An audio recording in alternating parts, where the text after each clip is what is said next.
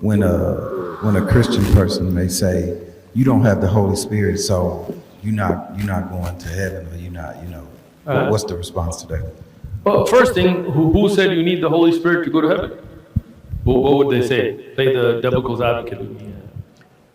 I never came back with that. All right, there you go. Right? If you tell them who told you need the Holy Spirit to go to heaven, and if they say it's in the Bible, tell them I don't believe in the Bible. And if you believe in the Bible, let me show you some contradictions, which we went over in the last training, to show you that's not the Word of God. And the Holy Spirit, I don't understand this concept, to be honest, right? Because the first thing is, when I went to church, nobody really talked about the Holy Spirit, right? It was always about Jesus the Father, right? And then suddenly, you can't understand anything without the Holy Spirit. But if I don't have the Holy Spirit and I don't understand, then how can I understand? And how can it be my fault that I don't have the Holy Spirit, right? Like I'm trying to understand and you're telling me that I can't because I don't have the Holy Spirit. All right, well, how do I get it? I got to jump up and down? I got to smoke meth? Like, what do I got to do, right? and then, they talk about like speaking in tongues, right?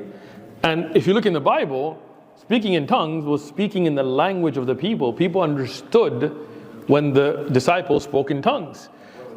In the Bible, I'll give you the references for a few verses, right? When they spoke in the tongues of the people, right? But when you do it in churches, now you're blah, blah, blah, blah, blah, blah. Like, what are you doing? Speaking in tongues. Nah, bro, you're just gibberishing. That's not tongues, that just doesn't make sense, right?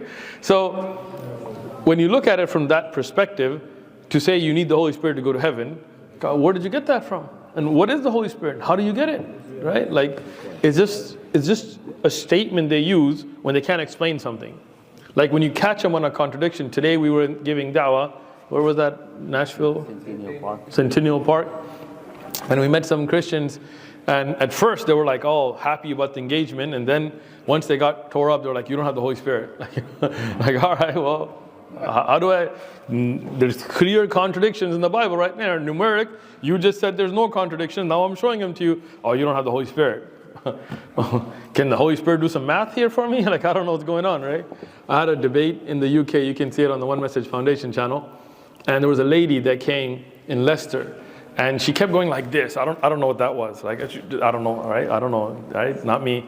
And she kept saying, the Holy Spirit's telling me this. The Holy Spirit's telling me that. The Holy Spirit telling me to speak to you. The Holy Spirit's telling me you got to do this. So I had the Bible with me. I told him, okay, look, I just put my finger on a verse. Ask the Holy Spirit, what verse is it? Because Holy Spirit's God to them, right? He would know everything. Yeah. And then she was like, it's not telling me. I was like, reception dropped. How many bars is the Holy Spirit at, right? And then I was like, okay, here's a person in the Bible. Who's the father of this person, right? I'll tell you the name. Just tell me who the father is. And then she was just like, the Holy Spirit's not telling me. I was like, I don't know, man. This seems a little capped to me, man. I don't know. So